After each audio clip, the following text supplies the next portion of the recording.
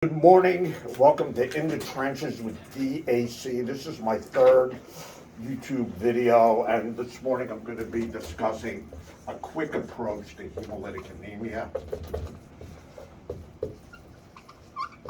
Real quickly, when you're evaluating a patient with anemia, and God knows there's so many different causes of anemia, you need an approach. Okay, and there are three major mechanisms of anemia. There's problems with the bone marrow, there's bleeding, and there's hemolysis. Every patient with anemia has to be in at least one of these boxes. Now, if you have chronic bleeding, you'll become iron deficient, and then you'll have a bone marrow problem. If you have chronic hemolysis, you could become iron deficient and also folate deficient and also have a bone marrow problem. But hemolysis is one of the mechanisms of anemia. Okay, the next issue is, when do you suspect it? So when you're evaluating the patient with anemia, one of the most important things to look at are the indices, looking at the MCV.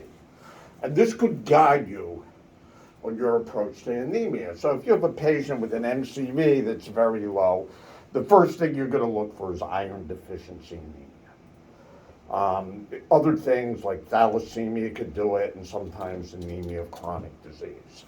What about a patient with a high MCV? Well, when a patient has a high MCV, often thoughts go to the megaloblastic anemias, and they're going to check a B12 and a folate level. Folate deficiency is very unusual now, unless you're on certain medications that can cause that. But the bugaboo here is, this is the average of all the cells, and if you have a patient who's anemic with an increased MCV, the first test you ought to get is a reticulocyte count. And reticulocytes are big, and the MCV represents the mean size of the cells. And if you have a lot of reticulocytes due to hemolysis, then you're going to have a high MCV. So if the patient has a high MCV, and sometimes the MCV could be high normal, and there are a lot of reticulocytes, you should think of hemolytic anemia. Now, granted, bleeding could do this also, so you have to make sure the patient's not bleeding. All right, let's move on. So the retic count's high, and you suspect hemolytic anemia. So how are you going to approach this? So part one, you have congenital and acquired hemolytic anemia. So causes of congenital hemolytic anemia: sickle cell anemia, hereditary spherocytosis, hereditary elliptocytosis, stomatitis, G6PD deficiency. This is something that you have to think of, especially in an African American male. About 12% of them could have G6PD deficiency, and you would look for bite cells or Heinz bodies on hemolysis. Sickle cell anemia, the patients usually carry a history of that. It's unusual for you to make the diagnosis de novo in the hospital.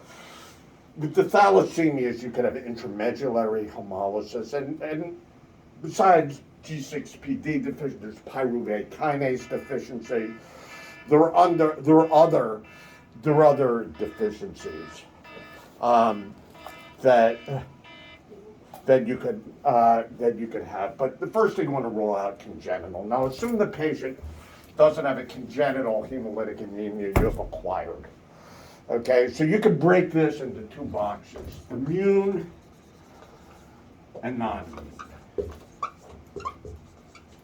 Immune, you have an antibody involved.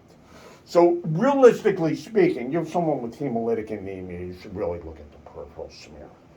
The hallmark of an immune or an autoimmune hemolytic anemia is something called a microspherocyte. So it looks like this. Okay, a red cell's biconcave disc. You have antibodies on the red cell. It gets filtered out by the FC receptors on the spleen, and other parts of the reticuloendothelial system, and you have this. Okay, if somebody is non-immune, this is usually what's called a MAHA, or microangiopathic hemolytic anemia. The hallmark here is a schistocyte or a fragmented red cell. That's very important. Now, suppose you don't have a smear near you, okay, and you're evaluating them, you don't have time to go to the lab. So autoimmune hemolytic anemias, what do you think of? Most commonly, you have antibodies to the red cell. That's a warm agglutinin hemolytic anemia. It's IgG. You can have cold agglutinin, which is IgM. And then you could have acquired warm agglutinins and acquired autoimmune IgG. The two major things I want you to think of are lymphoproliferative diseases, where you could have that. Most often CLL and non-Hodgkin's lymphomas, sometimes Hodgkin's, okay, and CT diseases, and the most common CT disease that causes autoimmune hemolytic anemia is lupus. But you can see it with rheumatoid arthritis and other diseases, and you can have combined autoimmune hemolytic anemia along with thrombocytopenia. That is known as Evans syndrome, and I want everyone to excuse my scribble handwriting. Okay, now, what are other things that could cause immune-mediated hemolytic anemias? There's a list. You could have acquired cold agglutinins. So you could see this with a mycoplasma infection, antibody to the big I antigen, or Epstein-Barr virus, antibody to the small I antigen. Theoretically, you could have something called paroxysmal cold hemoglobinuria, where you can see it with secondary syphilis. That's something, obviously, you're not going to see it that much. Medications could do this. There used to be these classic 4 mechanisms, but a lot of these medicines aren't in use. The medicines that have the strongest association with immune hemolytic anemia are piperacillin and ceftriaxone, both antibiotics. They've also associated immune hemolytic anemia with ovarian cancer and Clostridium perfringens infections. And then there's another type of hemolytic anemia that's more associated with clotting. And I don't want to get into that now, but theoretically, paroxysmal nocturnal hemoglobinuria is something that we should be in mind. The non-immune, these are what's known as the microangiopathic hemolytic anemias, where you get the cells being fragmented within the blood vessels. The classic big 3 are TTP, hemolytic uremic syndrome, and DIC. Okay, you could also see it with what used to be called malignant hypertension. And often, something that could cause this hypertensive emergency with high blood pressure and searing of red cells is a scleroderma renal crisis. There's certain medicines that could cause TTP, like picture. Some of the chemotherapeutic agents, like gemcitabine and mitomycin, cyclosporin has been reported to do this, quinine, and also some of the thienopyridines, like clopidogrel, has also been reported to cause a TTP-like syndrome. They used to say this type of thing with heart valve hemolysis. These are with the older prosthetic aortic valves that aren't used as much.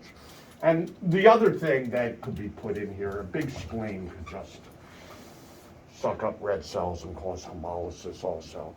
So with the thrombotic microangiopathies like TTP, DIC, hemolytic uremic syndrome, we will see these. DIC, you're going to see, normally there's a coagulopathy, often the fibrinogen's low, the prothrombin time's elevated, the D-dimer's elevated, and there's a cause.